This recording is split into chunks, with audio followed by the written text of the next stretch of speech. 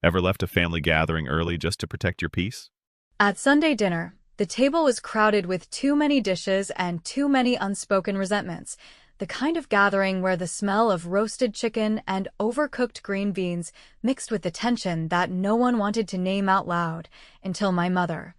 without even lowering her voice, sliced through the chatter like a knife and said, "You'll never be like your sister. She's the pretty and successful one." The sound of her words hung in the air heavier than the clinking of forks against porcelain, and I felt every pair of eyes at that table land on me, some pretending to look away, but all registering the sting. I didn't argue, didn't ask her why she thought humiliating me in front of relatives and neighbors was necessary, and I certainly didn't give her the satisfaction of tears. Instead, I just cleared the plates in silence, carrying them to the sink as though my worth could be scraped off the dishes and washed down the drain.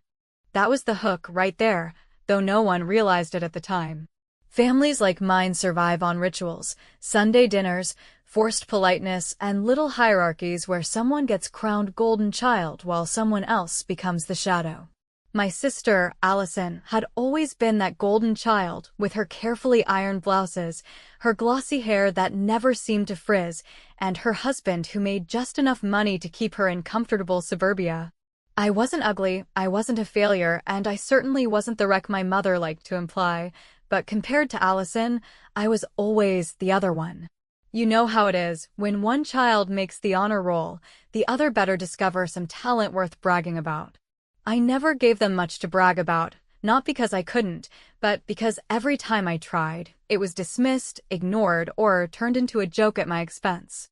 So I cleared the table that night with the kind of quiet that isn't peaceful but dangerous, the quiet where you bite your tongue so hard you taste blood, and you let the silence speak louder than any argument. My mom didn't thank me for helping, of course. She just continued her little monologue about how Allison's promotion was proof of her ambition, and how her grandchildren were so well behaved because she raised her daughter right. She even made some offhand comment about how she wished I'd settled down already, as if my entire existence was nothing more than a checklist she was waiting for me to complete. The others laughed awkwardly, not because it was funny, but because no one wants to be the person who interrupts the queen bee at her hive. I should tell you that I wasn't surprised. I had heard variations of that speech my entire life, from the time Allison got her first piano recital award and I got ignored for a drawing that actually won a county prize, to the time she was given a car for her 16th birthday while I was told to borrow hers if I absolutely needed to drive. This was just another entry in the long diary of favoritism, but what changed that night wasn't her words, it was my reaction. I didn't cry in the bathroom. I didn't storm out and drive aimlessly around town. I simply stacked the dishes, rinsed the glasses, and thought about every little crack I had seen over the years in my mother's carefully painted portrait of perfection. Because if Allison was the pretty and successful one, then why had I caught her crying in her car outside the grocery store last month, makeup smeared and shoulders shaking? If Mom was the invincible matriarch, then why had I once overheard her whispering frantically on the phone about a bill she couldn't pay? I kept all of that tucked behind my calm expression, and no one noticed. That's the thing about silence. People mistake it for weakness, but in truth, silence is storage. Every insult goes into a box, every humiliation gets labeled, and eventually, those boxes stack up so high that one wrong word can topple them all. My mom thought she had delivered a dagger to my pride that night, but all she really did was remind me that I had a warehouse full of her secrets waiting to be unpacked. The hardest part wasn't holding my tongue, it was pretending to stay in the role she assigned me, the invisible daughter who didn't measure up. Inside, though, something shifted. I realized I didn't need to scream to be heard, didn't need to defend myself with long speeches about my worth. I only needed to wait for the right moment, the right opportunity to let the truth crawl out from under the rug she'd been sweeping it beneath for decades. And believe me, I knew those truths better than anyone, because I had been watching while she thought no one was paying attention. When dinner finally ended and the guests left, Mom kissed Allison on the cheek, praised her for bringing such a wonderful dessert, and barely acknowledged me except to ask if I'd locked the front door. I smiled, told her I had, and walked out with my head high. She thought she had put me in my place. She didn't realize that she had just handed me the opening line of a story I would write myself, a story where I wasn't the shadow anymore. I didn't argue that night. I didn't throw a scene. I didn't let her see even an ounce of hurt on my face. But I started remembering things. And once I started, I couldn't stop. The morning after that dinner, I woke with the kind of buzzing in my head that usually precedes a storm, the kind where the sky looks innocent, but the air tells another story. And as I lay there staring at the ceiling fan, clicking its lazy circles, I could hear my mother's words replaying like a bad commercial jingle that keeps inserting itself between scenes of a show you actually want to watch. And I decided that if they wanted a performance, I would give them one, except mine would be the quiet,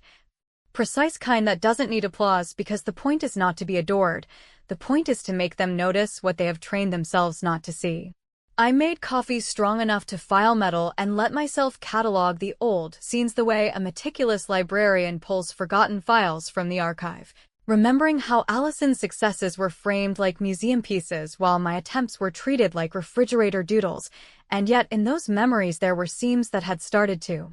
fray, places where the frame did not fit as tightly as everyone pretended, and I decided I was done pretending not to notice.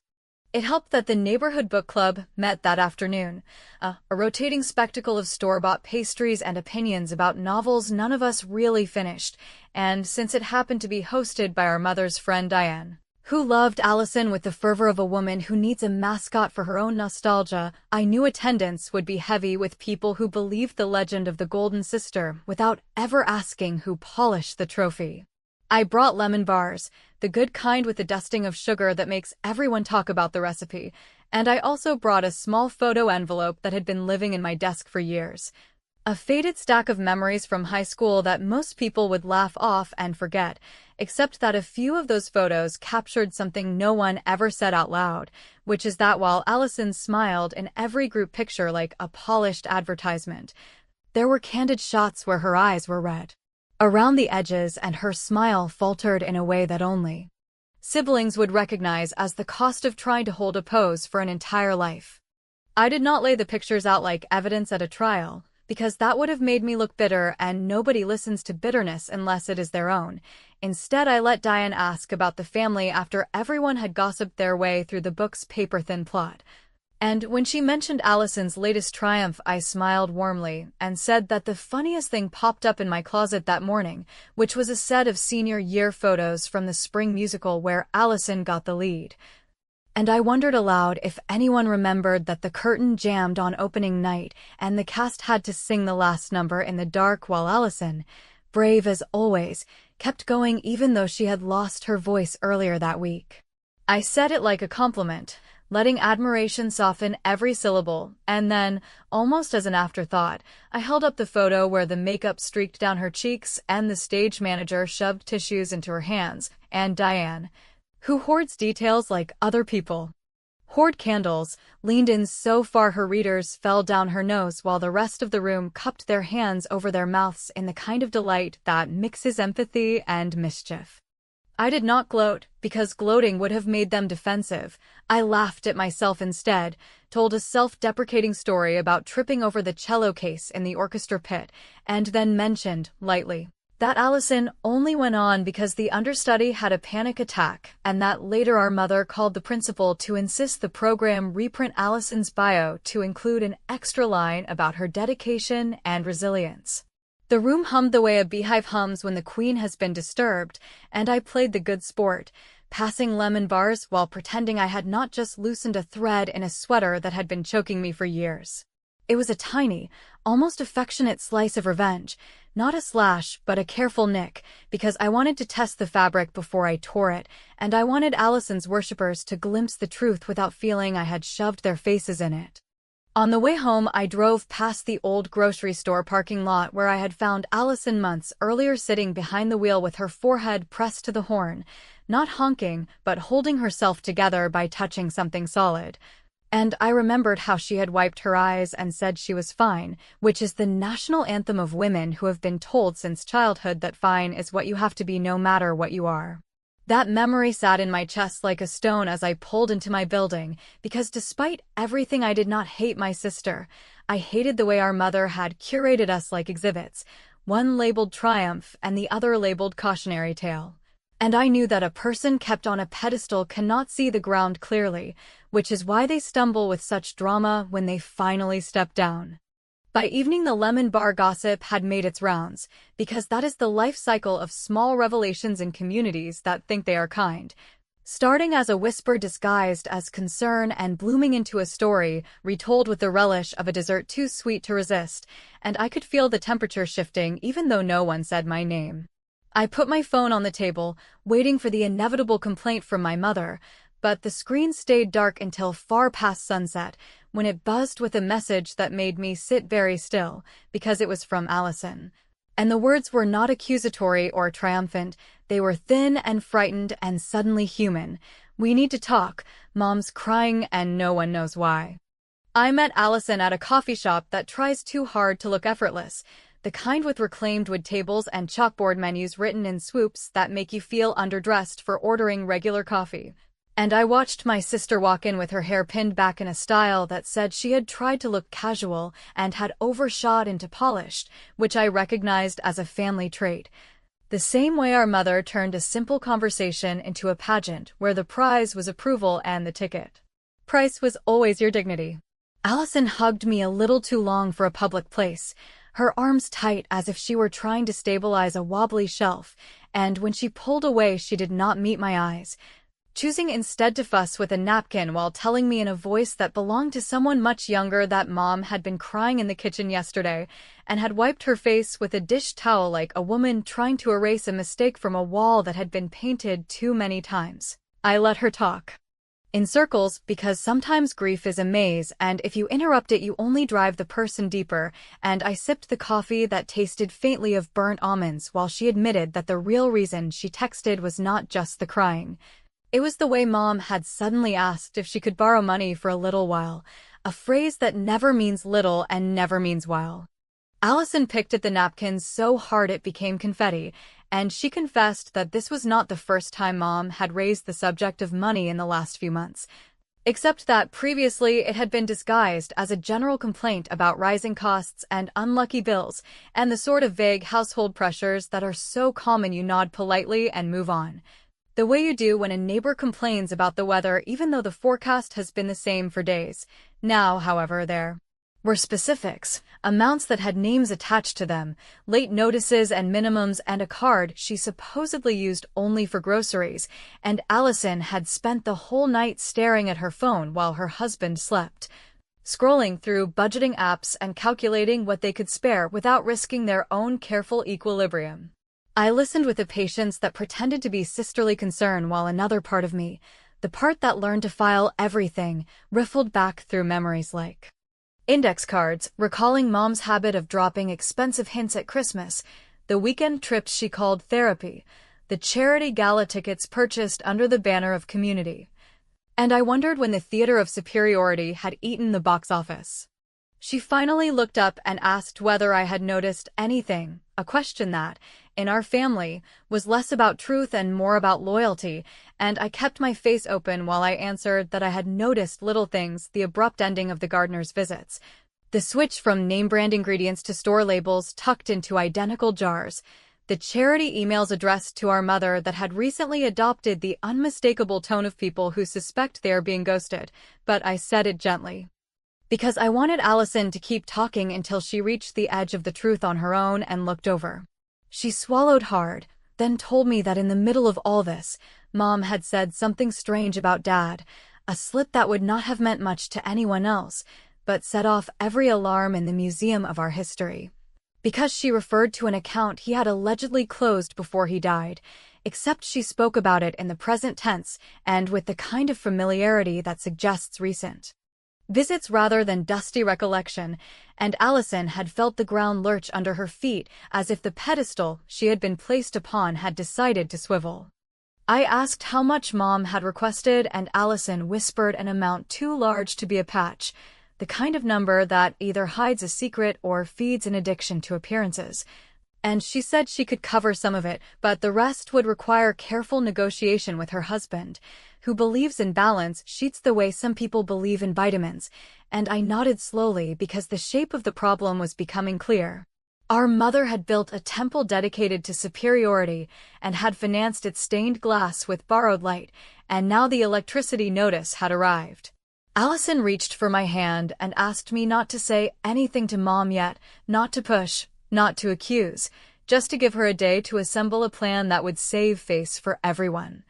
And while I held her hand, I watched the barista sweep a line of crumbs from the counter and thought about how much of our childhood had been spent sweeping, not floors but feelings, and I decided that saving face is overrated when the face has been used to smother you.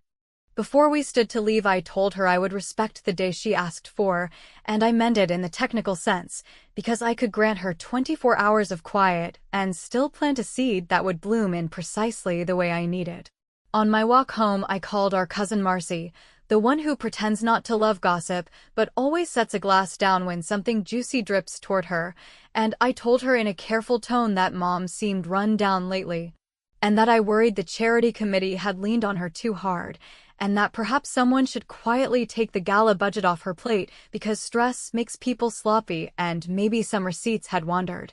Which is how you set a story in motion without actually pushing it, since committees have a way of discovering what you wish to stay hidden, especially when they smell an opportunity to take control. By the time I hung up, the wheels were already turning in the soft machine of suburban oversight, and I felt the almost physical click of a puzzle piece finding its slot.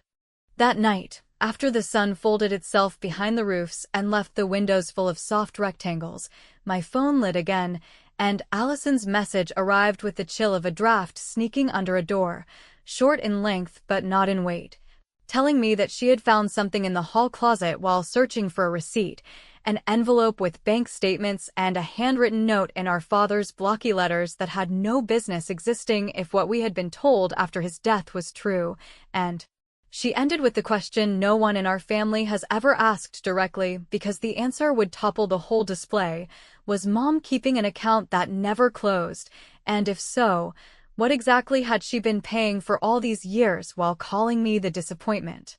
By the time Allison sent me the photo of our father's blocky handwriting, the sort that always looked as if the pen had been held with determination rather than grace,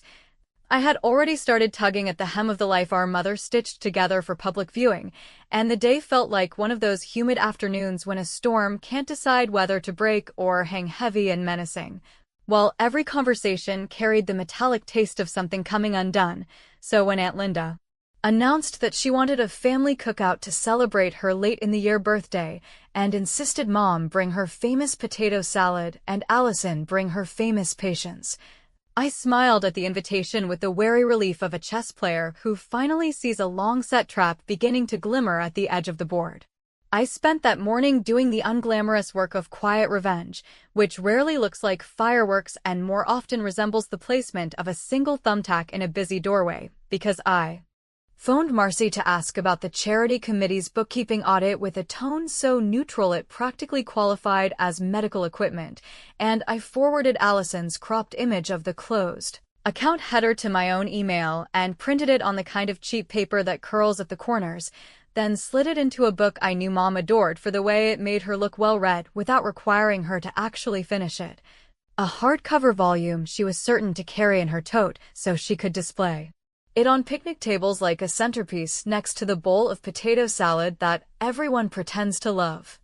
The cookout itself had the particular cheeriness of gatherings where the adults are trying to prove they have not aged into complaints, with kids running between lawn chairs, someone's Bluetooth speaker stubbornly cycling through a playlist from a decade ago, and the smell of lighter fluid insisting on participating, while the women, including my mother in a sundress that struck a bargain with dignity and denial, formed a loose semicircle of folding chairs and traded updates about schools, property taxes, and knee pain with the competitive warmth of people who want to be relatable but still a step ahead. I sat across from Mom in a spot that gave me view of the drinks cooler, the grill,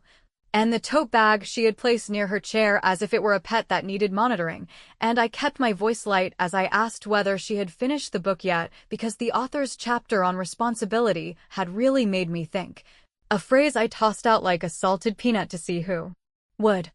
reach for it. Mom laughed, that bright chime she reserves for situations where she wants to blink away scrutiny, and said she was almost done, which would have been harmless if not for the way Allison glanced at me in that split second. The tiny shift in her face that told me she was standing on the line between complicity and courage and needed a push not from anger, but from inevitability. I did not yank the book from the tote and, with a flourish, wave my printout like a flag, because melodrama always plays badly on flat grass in bright daylight, and besides, I had invited other forces to arrive on schedule. So I let the afternoon take its lazy turns until Marcy, wide-eyed with the solemn thrill of bearing tidings, delivered a perfectly rehearsed update in the shade of the maple tree about the committee's surprise review of gala expenses and the unfortunate discovery that a few reimbursements lacked proper documentation, and as she spoke, I watched my mother's knuckles tighten on a plastic fork until the handle bent like a white twig while her smile tried to outlast the news. Someone asked whether it could be a simple mix-up, and I chimed in with the voice of a helpful citizen to say that these things happen, especially when people are too generous for their own good. And I suggested that next year the committee consider switching to digital statements, which are so convenient and, best of all, easy to print. A suggestion I delivered while reaching toward Mom's tote with an innocent hand for the sunscreen she always keeps, my fingers brushing the edge of the beloved book before I drew it out and set it on my lap like a borrowed cushion. What happened next did not erupt so much as tilt, because Allison, whose silence had been stretched thin as spun sugar, asked our mother if perhaps those reimbursements had been paid from the account Dad supposedly closed. A sentence spoken in a voice so calm it made everyone lean in, and for a moment the air beneath the tree felt as tight as a drumhead, with the speaker droning a cheerful oldie that now sounded like parody, while my mother looked at her two daughters as if we had colluded with gravity. She reached for the book on my lap with a reflex that betrayed its importance, and my palm, already resting on the inside cover, felt the envelope I had placed there slide forward like a reluctant confession. So when it fell to the grass with the softest papery sigh, a circle of relatives watched it as if a small, guilty bird had dropped from a branch, and I, with exaggerated care, picked it up and handed it to my mother, saying I believed it belonged to her. The envelope trembled between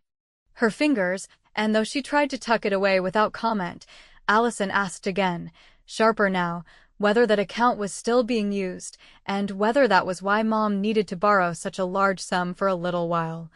and whether the story we were told about Dad's tidy financial heroics had ever been anything more than theater performed for a family who had come to love the script because it spared them from questions. The sound my mother made was not a cry and not a rage. It was the cracking noise of a vessel under pressure, the hard exhale of someone realizing that the audience sees the wire holding up the magician's levitation trick.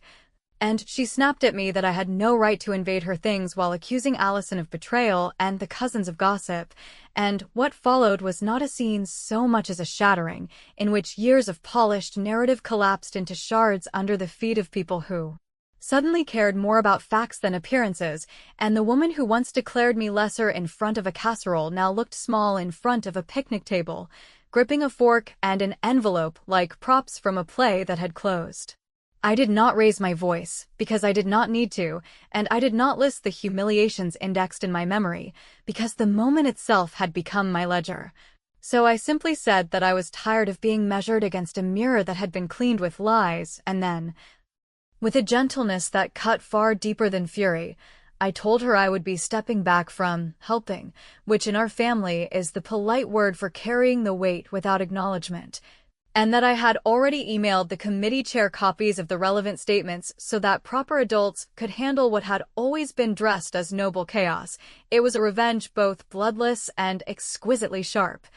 because it removed the very stage on which she had performed her superiority, and it left her with neither spotlight nor audience, only the sound of paper rustling and a daughter who, for once, refused to catch the falling plates.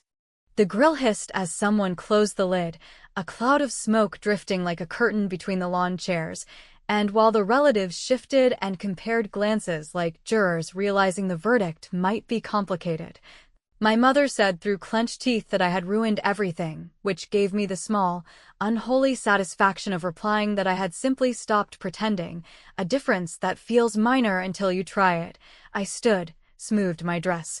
handed the beloved book back to her, without the envelope, and walked toward the driveway with Allison on my heels, her breath quick and her eyes bright with a mix of anger and terrified relief. And when we reached the car, she gripped the door handle as though bracing against a gust and whispered that I needed to hear what she had not said yet, because while the account explained the money, it did not explain why Mom had started crying at odd hours or why she had whispered our father's name like a password, and if what Allison suspected turned out to be true, then the envelope was only the welcome mat to a room neither of us had ever been allowed to enter. The following evening, the sky carried that strange gray tint that makes everything look like an old photograph, and I found myself sitting at the kitchen table with the phone pressed against my palm while Allison's message burned on the screen, the words simple and weighty, telling me that Mom had locked herself in the bedroom, crying for hours, and that no one seemed to understand what had finally broken her. I should have rushed over, should have played the dutiful daughter whose loyalty overrides years of humiliation, but instead I sat in the hush of my own apartment, the refrigerator humming like a low judge's gavel, and thought about how silence is sometimes louder than any rescue. The truth was no longer a shadow, it was a glaring light that hurt to look at, and in that light I could see my mother not as the flawless matriarch she performed, nor even as the cruel voice that had cut me down at the dinner table, but as a woman whose lies had finally turned inward until she could not breathe without inhaling the dust of her own crumbling facade. Allison had called earlier, her voice quivering as she admitted that she had confronted Mom directly, waving the envelope of bank statements in the air like a white flag that was actually an accusation, and that Mom had collapsed into a chair, muttering about debts not of money but of promises. She had said something about Dad, something Allison could not repeat without trembling, words about keeping him alive and finishing what he could not, phrases that suggested our family history was a stage script none of us had auditioned for. And I felt the cold certainty that the secrets I had teased out with such careful vengeance were not the end, but only the first layer of a much heavier sediment. The account, it seemed, was not merely financial but almost ceremonial, a way for her to maintain an illusion that Dad's hand still guided the household, even from a grave that had closed years ago, and perhaps to reassure herself that the world had not truly stripped her of power. The image of her sobbing into a dish towel, while insisting that everything was under control, now seemed less like hypocrisy and more like a woman clutching a costume that no longer fit, and that realization unsettled me more than all the insults she had ever thrown at me. I kept remembering that Sunday dinner, how she had leaned back with satisfaction after comparing me to my sister, and how I had quietly collected plates, my dignity stacked with the cutlery. And I realized that my revenge had not been a single moment of exposure, but a series of small withdrawals, each one removing a brick from the wall she had built to corral us into roles we never chose. The picnic confrontation had simply accelerated what was already happening, and now, as Allison begged me to come over and help fix Mom, I wondered if fixing was ever the right word for a person who had lived so long inside a lie. Perhaps the kindest thing, or the cruelest, was to let her sit in that locked bedroom and taste what it felt like when no one else rushed to maintain the illusion. When the pedestal cracked and the family she had curated like a gallery no longer applauded the performance. I thought of all the years I had been measured against Allison's highlight reel, and I let myself feel the unfamiliar luxury of not being the one scrambling to make things easier for everyone else. When I finally called Allison back, I told her in a calm, measured tone that I would not be coming over that night, that Mom's tears belonged to her and not to us, and that maybe it was time she learned that crying without an audience is still crying. Allison fell silent, the kind of silence that carries disapproval but also reluctant understanding, and I could hear her breathing quicken as she realized I would not move from my decision. She said, almost pleading, that Mom kept repeating Dad's name, that she spoke as if he were in the next room, and that it frightened her, because it felt like more than grief, it felt like obsession. But I told her that sometimes obsessions are the only way people like Mom keep themselves standing. I did not say that I suspected Mom's entire reign had been built on that obsession, that every cruel comparison and every staged performance had been part of a desperate attempt to keep Dad's ghost satisfied, but the thought pulsed through me as steadily as a heartbeat. As the evening deepened and the streetlights flickered on, I looked out at the empty sidewalk below my window and thought about how revenge rarely ends in fireworks, despite what stories would have you believe. It ends in quiet shifts, in people looking at each other differently, in the balance of power tilting ever so slightly until the one who always towered above suddenly looks smaller, diminished, fragile. For once, I was not the one crying, not the one humiliated, not the one left scrambling to prove I had worth. I was the one who held the knowledge, the one who could decide when or if to release the rest of what I knew, because that envelope was not the only piece of evidence in my archive, not the only card left to play. I closed my eyes and leaned back in my chair, hearing again the echo of my mother's bitter words from dinner, and realizing that her cruelty had been less about me and more about the fear of her own collapse. That collapse was happening now, and I had the choice. To either catch her or let her fall. I will leave you with this. I still have not decided what I will do, whether I will ever tell Allison the full extent of what I found tucked away in those drawers and files,